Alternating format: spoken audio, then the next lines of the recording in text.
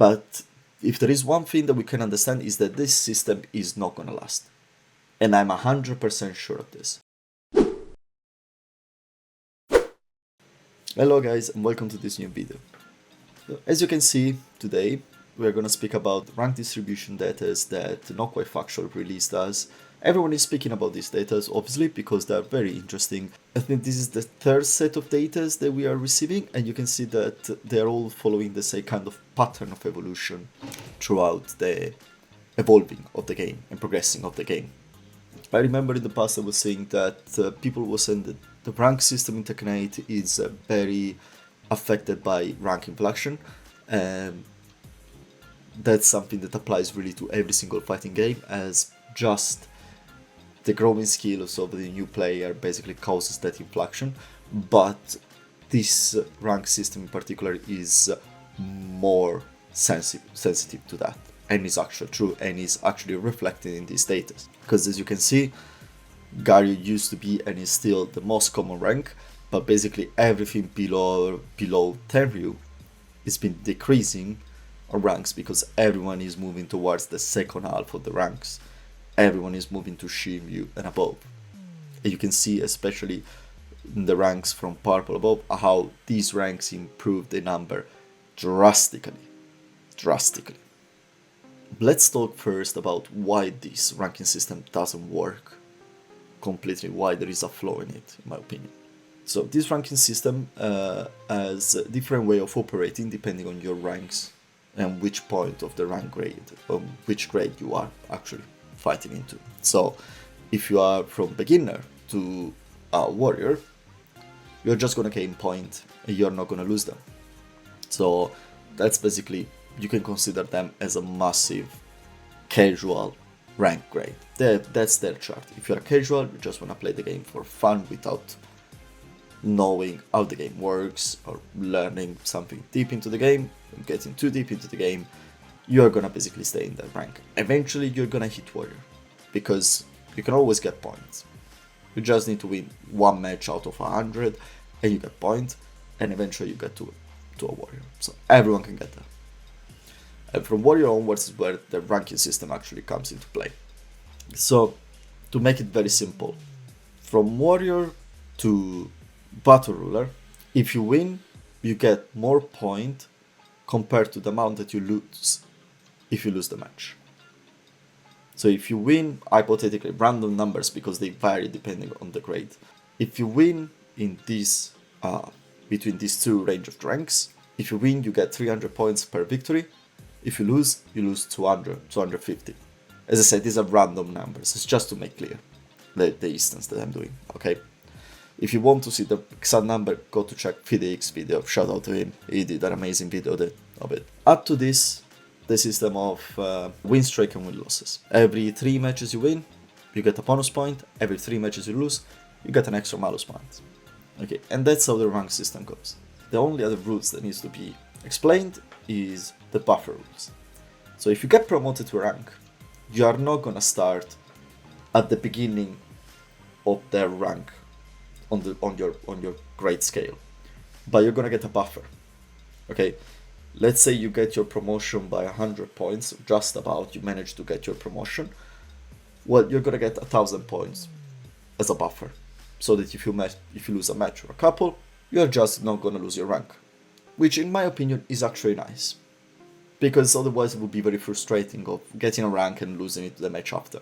Okay, I honestly agree on the buffer system, but this doesn't apply on losing your ranks. If you lose your ranks, you don't get a negative buffer, but you will be exactly where the points you're losing are gonna stop.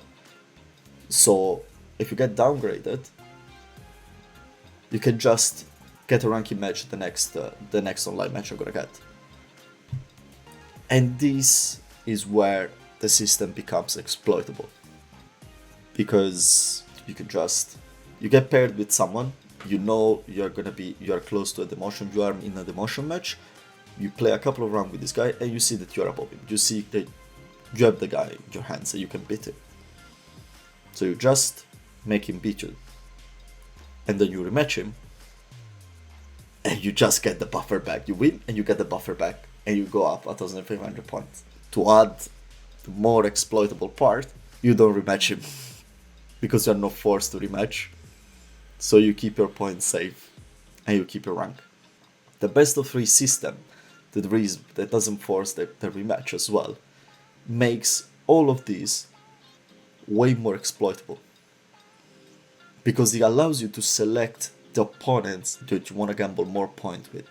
Because if you get paired with someone that you see, this player is way above me, you try to win, you lose, you don't rematch, fine, and you save your points. And this doesn't work. And this creates this kind of system where everything up to blue ranks is just growing and growing. It's gonna keep on growing. The ranks between Garyu and Pujin are gonna grow like crazy. Then you can step crazy deep down into Raijin and above, and there is a reason behind that. And the reason is, from Fujin and above, the ranking system changes. And the rules that I said earlier apply, all of them. You still get a win streak, you still get a lose streak, you still get your buffer if you get promoted, and you don't get a buffer if you get demoted. But the big change is that you lose more points than what you gain. And that's where actually the ranked system becomes a more solid ranked system. And you see that. And you see that just between the difference between Fujin and Raijin. And I would say that you can explain all this slower gap between Raijin, Kishin, Bushin, and Tekken King due to the fact that people stops at the ranks and doesn't start to gamble anymore, because they know, like, if you get to the rank, you understand your limit, you understand the game. You might not be a super competent player, but you understand definitely the game. So you stop, you understand that, okay, now I need to work first. I don't want to lose my rank. If I start to play now, I'm going to lose my rank, and they stop. And that's where you start to have all of this kind of rank retention, and there is no much gap between the other ranks. And then the last tip that you're gonna see, the last difference, is between Tekken King and Tekken Emperor, which is where, in my opinion, Tekken Emperor is where you step into the high level, like you could say even tournament level of players. From Tekken Emperor above, the skill changes. I fought a couple of people that are above the level. I'm currently pushing, aiming Tekken King with Brian. I fought a couple of Tekken Emperor and Tekken God, and they are a different breed. They are a completely different breed. You can see that. But if there is one thing that we can understand, is that this system is not gonna last. And I'm 100% sure of this. Bandai, the Tekken project, they've been, in the past, they already made changes into the rank system in Tekken 7 multiple times, and there is one coming as well. And I'm pretty sure, after seeing this data, I have a feeling that a rank reset might be coming in summer, with the third DLC character. With the second DLC character. I have the feeling, because at least a rank reset, not a heavy rank reset. They're not gonna send people to beginner, because that will just destroy everything. It will just ruin the experience to all the people that is between, I would say, yellow and red, on those 9 ranks here, between warrior and Teryu. If you said all the people from rulers and above to yellow, let's say, you are just gonna create a pool of destruction for everyone, but mainly for that player. Because for that players means that 50% of the player they're gonna match is gonna be way better than them, and it's not gonna be funny, and it's not good. It's not good. But definitely, I see changes coming. I see a soft reset coming. I'm expecting like it used to be in Tekken 7. If you are in the blue ranks, you're probably gonna be sent down to ruler. If you are into ruler, you're gonna be sent down to red. Nothing crazy, you just need to gain back 3 promotions. It's actually quite funny, because there is a bit more, usually in the days there is a bit more activity on the server, but the game is still fresh, the server is still very active. And as well, I really hope they're gonna do their changes on the first 2, so that the system will become a bit less exploitable. Because on the long game, if this is the system that is gonna be, definitely everything that is up to Fujin is not gonna mean that you're like a high level player, but Fujin, which is usually what it used to be like the gatekeeper rank for high level Tekken, is just gonna be basically the high average, the high middle level. And this 3 rank, the Raijin, Kishin, Bushin, is basically where you decided that you're putting effort into the game and you want to step from average to high level.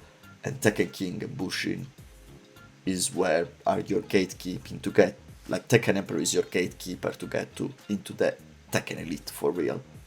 This is just my short talk about the rank distribution. I hope you enjoyed. I wanted to give a little different insight of what I see from these datas. Let me know if you like it. Please, please, please don't forget to subscribe. I'm a very small channel. I don't have many videos, but some of them are doing very well. It helps the channel a lot. It helps me a lot as well. And have a good night, and I'll see you next time. Ciao!